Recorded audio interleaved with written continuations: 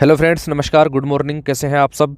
आज आप लोगों के बीच एक ऐसी वीडियो लेकर आए हैं जो एनालिसिस से संबंधित है। 10 जनवरी 2023 के एसएससी जीडी के 10 जनवरी को जितने भी एग्जाम्स हुए हैं उसमें जीएस के जो प्रश्न पूछे गए हैं उनका एक एनालिसिस आप लोगों के सामने लेकर आए हैं और बहुत ही अच्छे क्वेश्चंस पूछे गए हैं इस बार।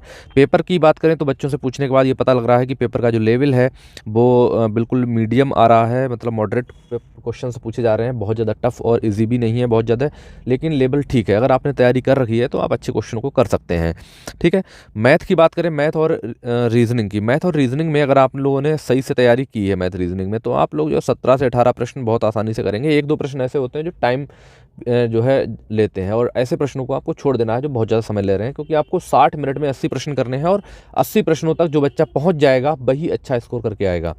ठीक है, इसके बाद हम लोग जीएस की बात करें तो जीएस के क्वेश्चंस जो भी पूछे जा रहे हैं मैं आप लोगों के सामने लेकर आया हूं, और इसके अलावा जो अन्य मैथ और रीजनिंग के क्वेश्चंस जो रह जाएंगे उनको अगली वीडियो में कवर करने का पूरा प्रयास करूंगा। चलिए शुरुआत करते हैं। तो पहला प्रश्न यहाँ पर पूछा गया था कि तारंग मेल नृत्य कहाँ पर होता है। तारंग मेल नृत्य कहाँ पर होता है, इसका आंसर भी मैंने दे रखा है। इससे संबंधित और जितने भी नृत्य हैं उनको भी यहाँ पर मैंने इस वीडियो में कवर किया है। ठीक है, ये भी इनमें से भी कुछ प्रश्न जो है पेपर में पूछे गए थे। एक प्रश्न पूछा गया था मोहिनी अट्टम नृत्य से संबंधित है। मोहिनी अट्टम नृत्य ये कहाँ होता है, तो ये केरल से संबंधित है। तो ये भी प्रश्न देख लीजिएगा आप लोग। और इसके बाद अगला प्रश्न पूछा गया था कि वित्तीय अनुपात किस अनुच्छेद से संबंधित प्रश्न पूछे जा रहे हैं। राष्ट्रपति से संबंधित प्रश्न पूछे जा रहे हैं, राज्यपाल से संबंधित प्रश्न पूछे जा रहे हैं, तो इनको आप जरूर देखिएगा। अगला प्रश्न पूछा गया था कि पानीपत का द्वितीय युद्ध, यानी कि युद्ध से रिलेटेड भी एक आध प्रश्न पूछा जा रहा है। तो इस वीडियो को आप लोग जब कंप्लीट देखेंगे तो यहाँ पर आप लोगों को आंसर भी इसके मैंने दे रखे हैं, तो आप लोग चाहें तो यहाँ से आंसर पढ़ सकते हैं, और अगर आपने कोई नोट्स या बुक है आप वहाँ से भी इन प्रश्नों के आंसर पढ़ सकते हैं वहाँ से। ठीक है, इसके बाद एक प्रश्न पूछा गया था कि केरल की राजधानी कहाँ है। केरल की राजधानी, तो राजधानी से रिलेटेड क्वेश्चंस पूछे जा रहे हैं, इन्हें भी आप लोग देख लीजिएगा। सल्फ्यूरिक एसिड, यानी कि विज्ञान से भी प्रश्न पूछे जा रहे हैं। सल्फ्यूरिक एसिड जो है H2SO4 क्या होता है, ठीक है, इसका रासायनिक सूत्र क्या है, तो इनसे संबंधित प्रश्न पूछे जा रहे हैं। बाकी जो है हिंदी में भी कुछ प्रश्न पूछे जा रहे हैं। जो प्रश्न मिले हैं मैं आप लोगों के सामने लेके आया हूँ। सूर्य का पर्यायवाची क्या होता है, तो सूर्य के जितने भी पर्यायवाची हैं वो मैंने यहाँ पे नोट कर रखे हैं। पर्यायवाची जो है अगर आप लोग पढ़ लेंगे तो बहुत ज़्यादा टफ नहीं आ रहे हैं।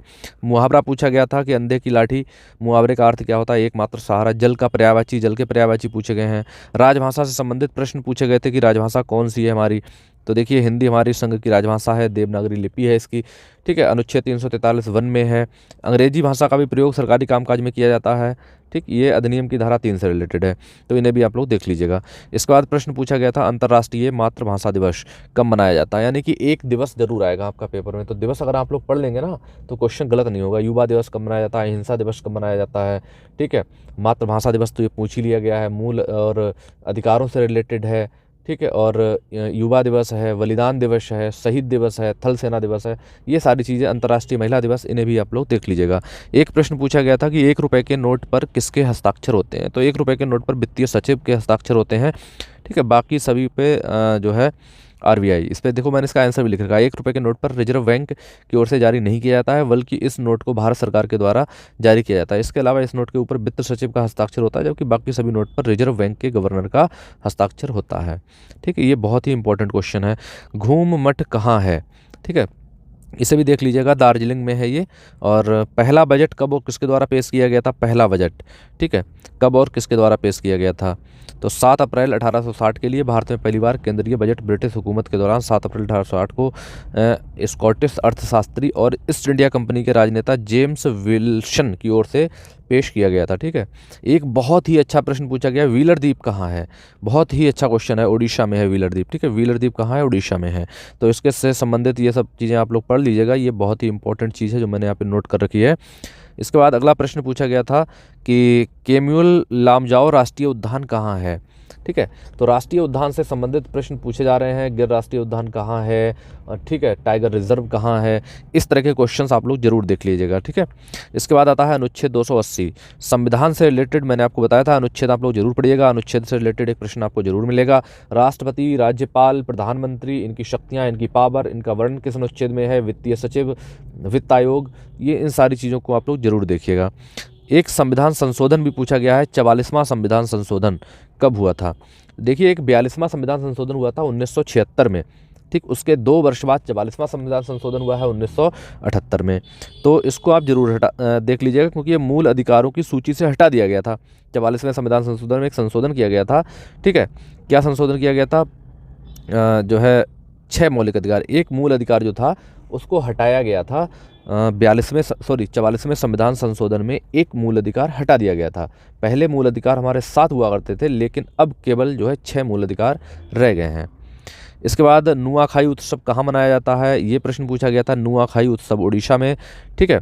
ये प्रमुख लोक नृत्य है उड़ीसा का। पश्चिम उड़ीसा के सीमावर्ती छत्तीसगढ़ में भी मनाया जाता है। इसके बाद देखिए अगला प्रश्न क्या है। अगला एक प्रश्न पूछा गया था, एड्स दिवस कब मनाया था? 1 दिसंबर के लिए। देखो, दिवस से संबंधित हर शिफ्ट में लगभग एक प्रश्न पूछा गया था। एक शिफ्ट में जो है अगला दूसरा प्रश्न पूछा गया, दूसरी शिफ्ट में दूसरा प्रश्न पूछा गया था। तीसरी शिफ्ट में आया था, देखिए, विश्व आर्द्र भूमि दिवस कब मनाया जाता है? 2 फरवरी के लिए। तो विश्व आर्द्र दिवस 2 फरवरी को मनाया जाता है। तो आप लोग दिवस जरूर देख लो भैया, क्योंकि यहाँ से प्रश्न आने वाला जरूर है इस बार।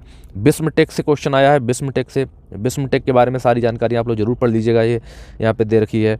अगला प्रश्न पूछा गया था, मालगुडी डेज के लेखक कौन है? देखो, एक पुस्तक भाई जरूर पूछी जा रही है, पुस्तक। नरेंद्र मोदी जी की पुस्तक जरूर पढ़ लीजिएगा। आधुनिक कवि हैं, उनकी पुस्तकें पढ़िएगा, जो इस समय नई नई पुस्तकें आ रही हैं। और जो है मालगुडी डेज लेखक कौन है? आर के नारायण। ये बहुत ही इंपॉर्टेंट जो है, बहुत ही महत्वपूर्ण पुस्तक है, ठीक है। मुद्रा से संबंधित पूछा जा रहा है, किस देश की मुद्रा क्या है, किस देश की राजधानी कहाँ है? तो नुगल्ट्रम किस देश की मुद्रा है? भूटान की। भारत का आपको पता है रुपया है, नेपाल, चीन, और जो प्रसिद्ध देश हैं, यानी कि जो ज़्यादा फेमस हैं इंडिया के साथ, ठीक है, उन देशों की मुद्राएं, वहाँ की राजधानियाँ, ठीक है, और वहाँ की भाषा, ये सारी चीज़ें जरूर आप लोग पढ़ लीजिएगा। यहाँ से प्रश्न पूछे जा रहे हैं। एक प्रश्न पुराने इतिहास से पूछा गया है कि चीन की दीवार किसने बनवाई थी? ठीक है, किन शी हुआंग ने, ठीक कब बनवाई गई थी? तो इनसे रिलेटेड सारी चीज़ें मैंने यहाँ पे दे रखी हैं, इन्हें आप जरूर पढ़ लीजिएगा। इसके बाद अगला प्रश्न पूछा गया था कि मालगुडी डेज के लेखक, ये तो मैंने आपको बता दिया। चीन की दीवार किसने बनाई थी? ये भी मैंने आपको बता दिया है। अगला प्रश्न, फुटबॉल के गोल पोस्ट की ऊंचाई कितनी होती है? ये प्रश्न पूछा गया है, ठीक है। तो फुटबॉल में गोल पोस्ट की ऊंचाई कितनी होती है? तो इसको आप जरूर पढ़िएगा, ये महत्वपूर्ण चीज़ है। 2.44 मीटर होती है। फीफा हेडक्वार्टर कहाँ है? फीफा हेडक्वार्टर, इससे प्रश्न पूछा गया फीफा हेडक्वार्टर से, ठीक है। तो ये स्विट्जरलैंड में है, उसकी फुल फॉर्म देखिए, इसको जरूर याद कर लीजिएगा कि अगर एक प्रश्न में ये पूछा गया हेडक्वार्टर कहाँ है, तो अगले पेपर में ये जरूर पूछा जाएगा कि इसकी फुल फॉर्म क्या होती है। अगला प्रश्न ये पूछा गया था कि भारत की प्रथम महिला राज्यपाल कौन बनी?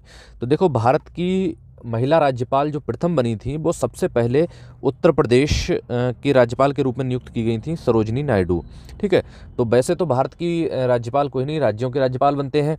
तो प्रथम उत्तर प्रदेश की राज्यपाल सबसे पहले सरोजिनी नायडू को बनाया गया था, इसलिए इस प्रश्न को आप लोग ये नहीं कह सकते हैं गलत है। कुछ बच्चे कह रहे थे कि सर क्वेश्चन गलत आ गया, लेकिन ऐसा नहीं है। देखिए, क्वेश्चन सही है। सबसे पहले बार जो है सरोजिनी नायडू को उत्तर प्रदेश की पहली राज्यपाल नियुक्त किया गया था, तो वही हुई जाके भारत की पहली महिला राज्यपाल, ठीक है। इसके बाद क्रिकेट से संबंधित कुछ प्रश्न पूछे गए थे कि इस बार जो है किसे क्रिकेट ऑफ द ईयर नियुक्त किया गया। तो विराट कोहली के लिए 2022 में क्रिकेट ऑफ द ईयर नियुक्त किया गया है।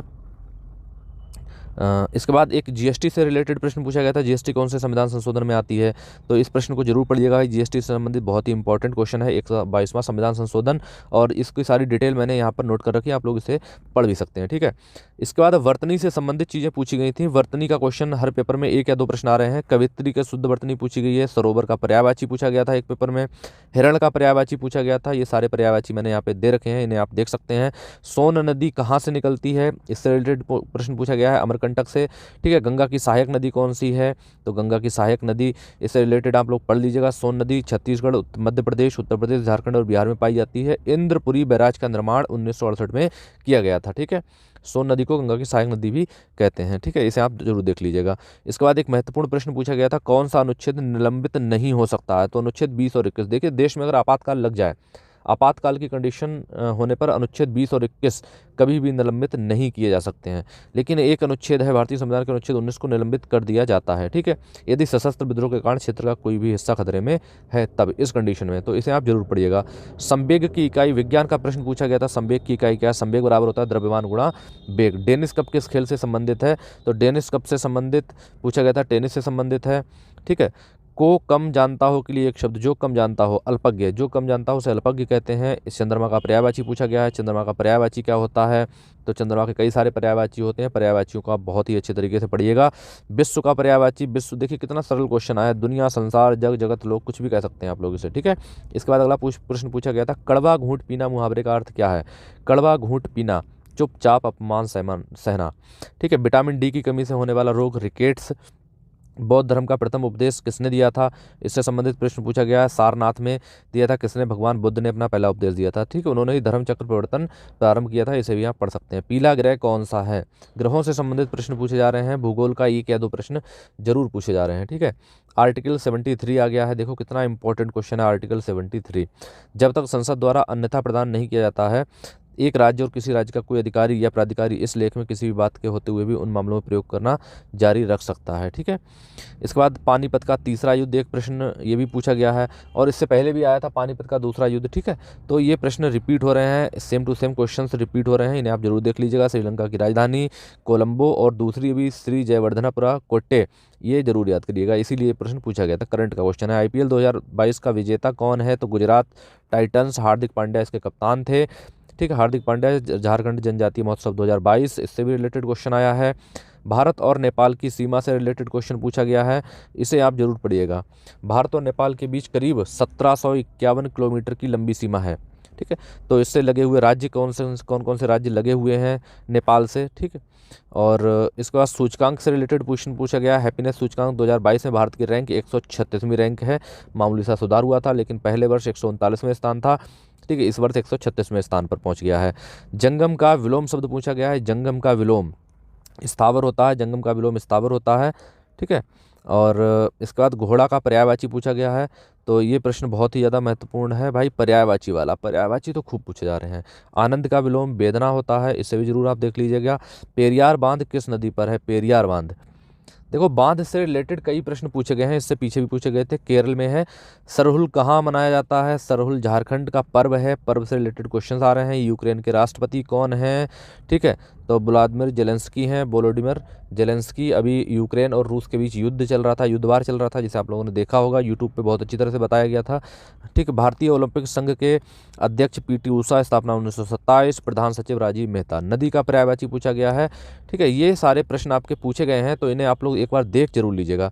इसके बाद 11 तारीख की एनालिसिस की कंप्लीट वीडियो मैं